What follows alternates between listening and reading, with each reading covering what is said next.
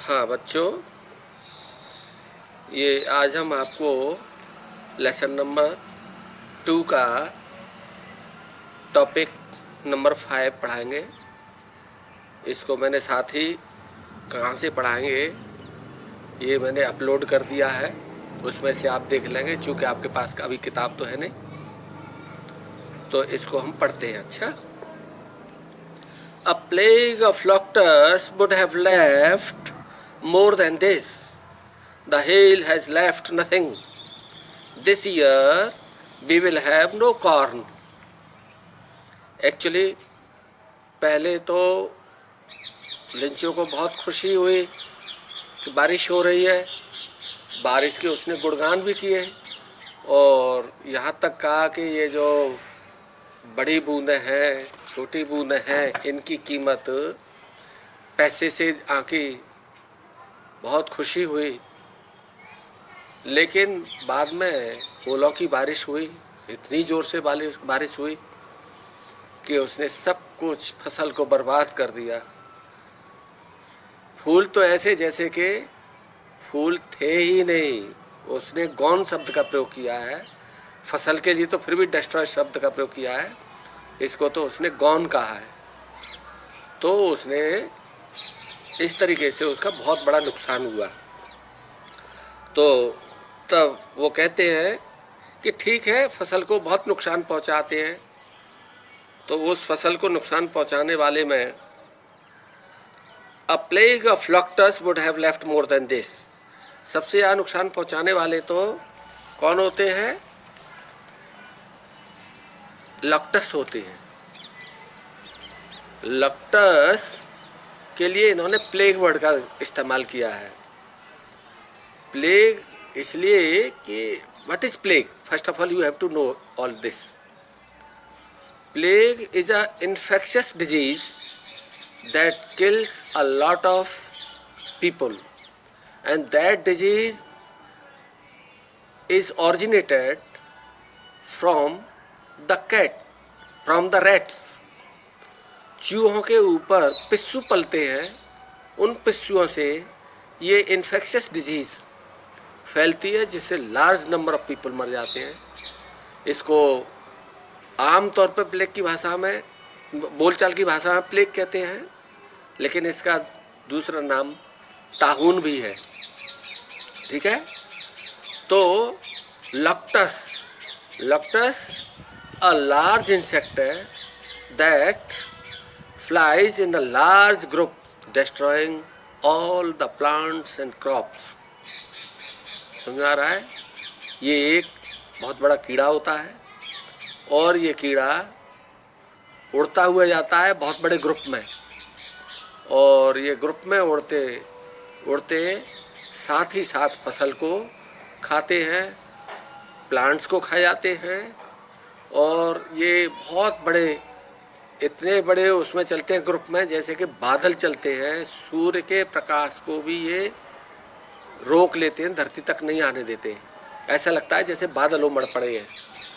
और इनका ऐसा क्रम होता है कि ये उड़ते जाते हैं, फसल को चट करते जाते हैं, फसल को खाते जाते हैं, भी उसके साथ ही साथ उसको जो है कहना चाहिए बच्चे भी पैदा होते रहते हैं और बच्चे जन्म देते हैं उसी फसल पे।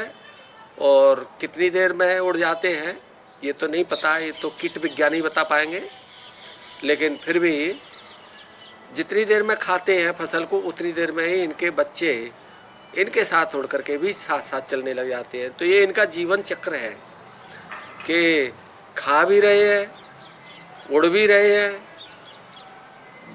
मतलब इनके बच्चों की संतान की उत्पत्ति भी होती रहती है, और बच्चे इतनी जल्दी उड़ने भी लगते हैं और मरते भी रहते हैं। तो ये इसको टिड्डी कहते हैं।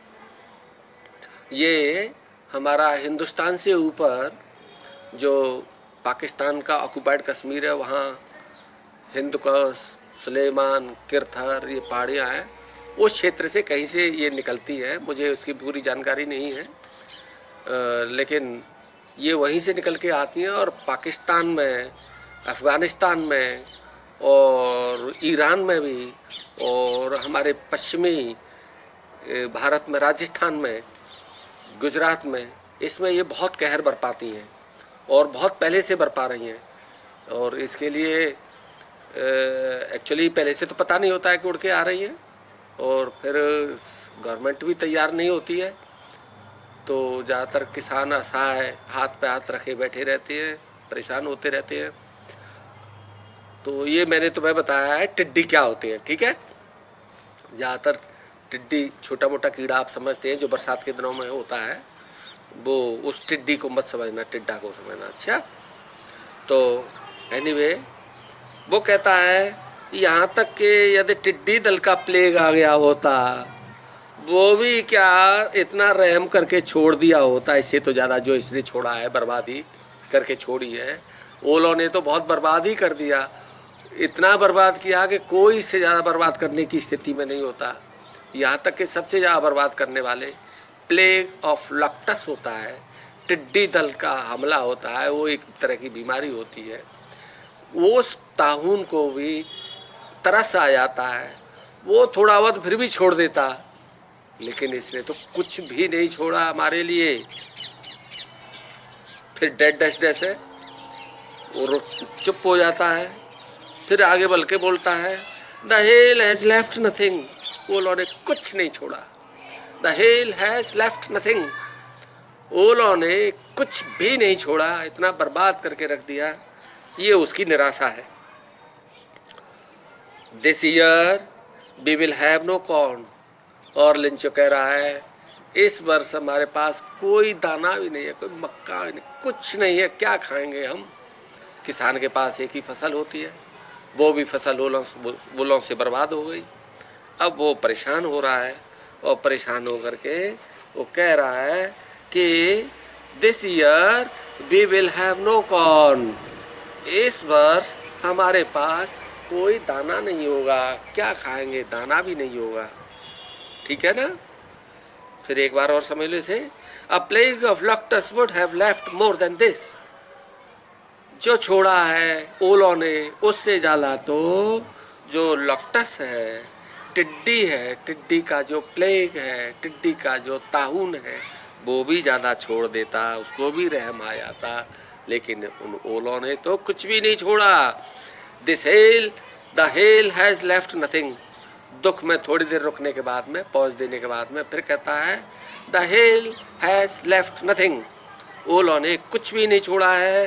दिस ईयर, इस वर्ष, we will have no corn, हमारे पास कोई दाना भी नहीं होगा। That night was a sorrowful one, बहुत दुखी रातें आती हैं किसान के उसमें, इसलिए इन्होंने केवल इतना ही नहीं लिखा है that night was a sorrowful, इतना भी लिख सकते थे, लेकिन नहीं, एक शब्द और जोड़ा है, वन।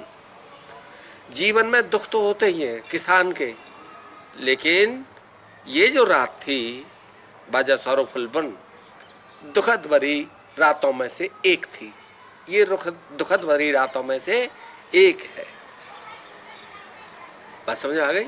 यदि वन नहीं लगाते तो ये होता है ये रात उसके लिए दुखद थी, दुख से भरी पड़ी थी, बहुत शोक से डूबी हुई रात थी उसकी, लेकिन नहीं, शोक में तो वो रहता ही है, किसान हमेशा दुखी तो रहता ही है, लेकिन that night was a sorrowful one, ये रात दुख भरी रात में से एक रात थी। All our work for nothing, हमने इतनी मेहनत की, इतना काम किया, ऑल आवर वर्क, हमारा इतना सारा काम, फॉर नथिंग, सब बेकार गया। फॉर नथिंग किसी मतलब का नहीं रहा, बेकार गया। इतनी हमारा काम, इतनी हमारी मेहनत, इतना साल भर हमने किया, सब मिट्टी में मिल गया। For nothing that have no price, for nothing means that have no price, उसकी कोई कीमत नहीं है। All our work for nothing, हमारा काम इतना अधिक था, लेकिन किसके लिए, नथिंग, कुछ भी नहीं मिला, हमारे पास कुछ भी नहीं रहा। There is no one who can help us, कोई नहीं है जो हमारी मदद कर सके। देयर इज नो वन, कोई भी नहीं है हु कैन हेल्प अस, जो हमारी मदद कर सके। हमारी मदद कर सके ऐसा कोई भी नहीं है। बहुत दुखी हो रहा है।